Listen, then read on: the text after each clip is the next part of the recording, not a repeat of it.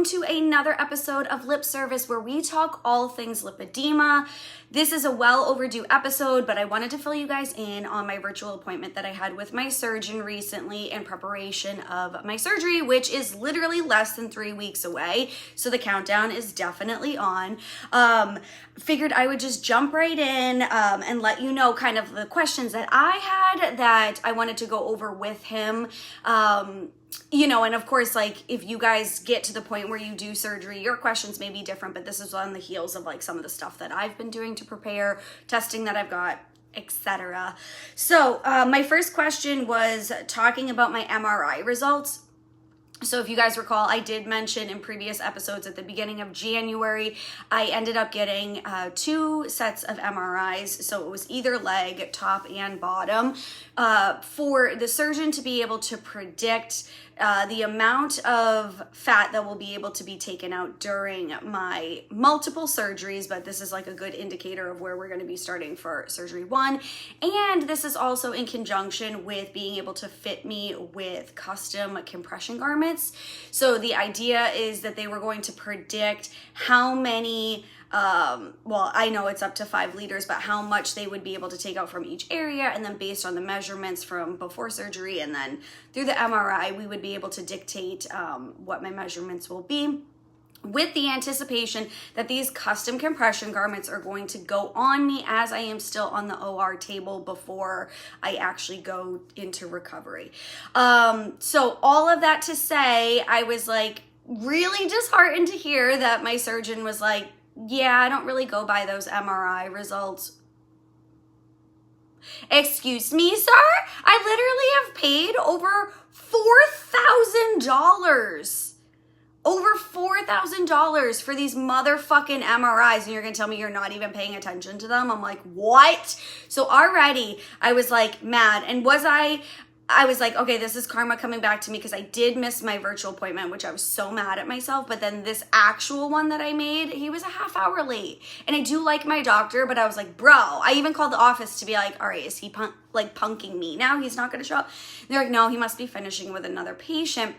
But all the while I'm at work and I'm trying to do this virtual meeting and all this stuff, right? So I was like, so you're a half hour late. You're telling me you're not looking at the shit that you literally made me go get? Okay. I was like, everything will be fine. Everything will be fine. Everything is always okay, guys. So it's going to be fine. So I also talked to him about post-surgery MLD. So online, a lot of people are saying like, you literally need it from day 1. You need it daily. You need all of this stuff. He's like, I would defer to my occupational therapist, Sarah. I would defer to Sarah on that and let her know, or, you know, let her determine what your MLD treatment is going to look like, just because I will be recovering at my mother's house where there's not a lot of lymphatic massage accessibility there. You know, and Sarah did say like I could certainly do it on my own or have assistance. Like it's not something that I would need to like pay somebody to do, but it's always good to have somebody in my corner that has the knowledge on how to do this, because I am going to be so swollen and hurt that the last thing I want to do is like be touching my own legs and being like, let me bend over and get, you know, I was like, I just can't. But he did say I don't have to do it right away, and he's not like super aggressive with MLD like in general. So this is interesting info because I feel like it is counterproductive to the work I've been doing since July. But again, here we are. I do like him. I do trust him. But let's see what happens, especially with this first round, because what I have heard is, you know, starting with the calves are always the most painful. Of course, it is the furthest away from your heart. So just the healing process in itself is different. But elevation, for sure, all of that will help. But if this is going to be the toughest one, I think everything else will be slightly easier. So I have faith in that. So here in the state of Massachusetts, they are able to take up to 5 liters, this is fluid and fat, out of my body per surgery. And what he is predicting is about 1 liter is going to be taken out of each calf. And like I am sitting, and to back up and do all that stuff right now to show you is kind of impossible. So I'll just kind of go like this, and I'm going to show you my calves. So like They're not gigantic. You actually should have seen them yesterday because I was so swollen. And I honestly, today's Tuesday, I'm recording this. I didn't wear compression all weekend. I had yoga pants on, then I wore jeans yesterday without compression. My legs were so swollen. I was in a lot of pain.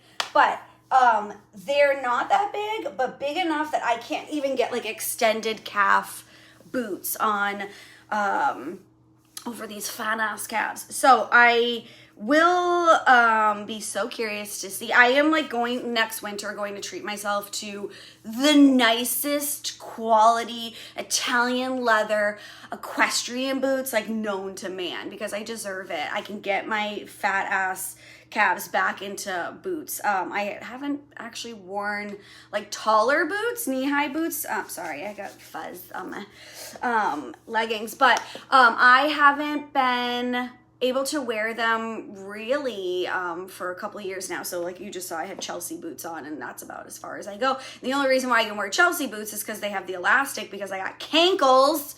You know what I mean? So I'm like, ugh, I just can't wait to be like uber fashionable again, like especially with footwear, and being able to like maybe wear a jumpsuit or like a shift dress for once. That will be you know, surgery 2 and possibly 3, but here we are. Okay, so I did ask him about blood work and any post-op meds that I would have to take. So his office is going to order CBC, which is complete blood count, if you guys never knew what a CBC stood for. So they're going to order that. It's been a week since I've talked to him, and I have not received any I was going to say script. You know, it's early in the morning. I've actually been up since 4:30, guys, so bear with me. And yeah, whatever, they're gonna call it in, I guess, for lack of better terms. For lack of a better term, CBC, that's it. They're gonna call it in, okay? On my paperwork I got from his office, it actually said that this was an outpatient appointment. So when I asked him about that, he was like, wait, insurance is covering it, right? And I said, yes. And he said, okay, so you are going to stay the night. I'm so sorry that my office gave you the wrong information, but I do want to monitor to make sure that you're responding well, which I feel really good about that, because when I had my reconstructive foot surgery back in 2017, my leg had swelled up so badly from my knees all the way to my toes that they did like a nerve block right behind my knee. So it goes through, you know, the nerve, like right behind, not the nerve, the vein, excuse me, right behind my knee. And it was from my knee literally to my toes, like supposed to numb me. And a nurse was like rubbing across my toes, and I was like, yeah, I can feel all of that. She's like, you're not supposed to. So come to find out, my leg was so swollen in the calf that it was not only blocking the nerve blocker, but like causing so much pain for me. So instead of staying one night where I was supposed to, I ended up staying 2 nights. It was awful. They had to saw off the whole front of my cast, keep the back part of my cast on, and then wrap an ACE bandage just to kind of like hold my cast in place. And I had that for 2 weeks until I went to the doctors, and then they gave me a whole new cast. They did all that stuff. So the swelling part, I'm like super nervous about. I know this is obviously par for the course for a surgery like this, so I know what to expect. And thankfully I'll be able to get up and like move around and, you know, feel like I'm loosening up a little bit. When I had my foot surgery, I was non-weight bearing for 8 weeks. I literally could not walk for 8 weeks, put any pressure, anything like that. So this is a different kind of surgery. So I say all that to say, I'm happy I'm staying a night at the hospital. In terms of post-op meds, he did say that I'm going to be on a low-dose blood thinner, which again, because of my foot surgery, I was used to that. I had to do injections in my stomach for like weeks on end. I'm also going to be on Motrin and Tylenol, he said, and then oxys, like, you know, as needed. So we'll figure that out. I did ask him about like compression garments, because circling back to what I just talked about for MLD and post-surgery care and stuff like that, which he's like, I'll again defer to Sarah. Sarah has reached out to the compression garment company that is supposed to be making these in time for my surgery, and they got back to her and she's like, okay, insurance is going to pay 50%, and then, you know, the patient, a la me, is going to have to pay the other 50%. I know they're going to be like hundreds of dollars. So she went back to them like 3 weeks ago and was like, okay, how much is it going to cost? And they never got back to her. So the whole thing is the production time for compression garments is 3 weeks. And my surgery is like 3 weeks ago from yesterday. So I don't think I'm gonna actually have these in time, which is really unfortunate. And maybe I just do custom, like when I do the upper part of my legs, because it will then honestly be affected for like surgery 1, surgery 2, and then maybe I'll invest the money in doing that. So I need to reach out to my good pal Sarah today and figure out what the fuck I'm doing. So right now, I mean, you did see, and I have like this like shirt dress thing on, whatever, and then you know, they hike up pretty high, guys. I don't lie to you when I tell you they like cut off my circulation, I feel. But I'm wearing them as pants today, and I have a few pair of these, and then I could also, like, especially being that it's on my calves, I could always get socks and like double up if I needed to, just because I gotta figure it out, right? Everything's gonna be okay. I'm not ever doing my bubble cigarettes again. They're right next to me. So I will not be partaking in killing myself on camera. Thank you so much. So at this point, I'm gonna just do ready to wear compression. I got to figure out like if I should be getting new ones for like the measurement purpose and all that stuff. Because if up top, you know, my stomach's gonna stay the same, then I might as well get it fitted more to my calves in the affected areas, which I will also say, he's gonna take about 1 liter out. Did I already even mention this? Yeah, I started to, and then I'm showing you my calves. About 1 liter out of each calf. So that leaves 3 liters for the remainder of the surgery. So that's where we're gonna start going above my knee and start, you know, pulling from there. So I do feel pretty confident that I could probably get only 2 surgeries on my legs, not 3, but TBD on that. We'll figure that out as that comes along. I also do have lipomas in my legs, and they're super annoying and painful. And then when I saw a surgeon, 2 years ago that my PCP referred me to, and he was just a general surgeon, I talked to him about lipedema and having lipomas, and he dismissed me and just told me to go on Manjaro. And if I didn't like his answer, I could go somewhere else. So I was like, great, fuck you and the white crust that is in the corner of your lips right now. I will go somewhere else. And I have. And I've been actually a lot more successful at advocating for myself and finding the better providers for me. But I do have lipomas, and I asked my doctor if they would be taken out, and he said no, because typically they do have to be cut out. So it's not something that he would be able to remove during the surgery. I'm okay with that because that is something I can tackle at a different time, but I was just curious about that.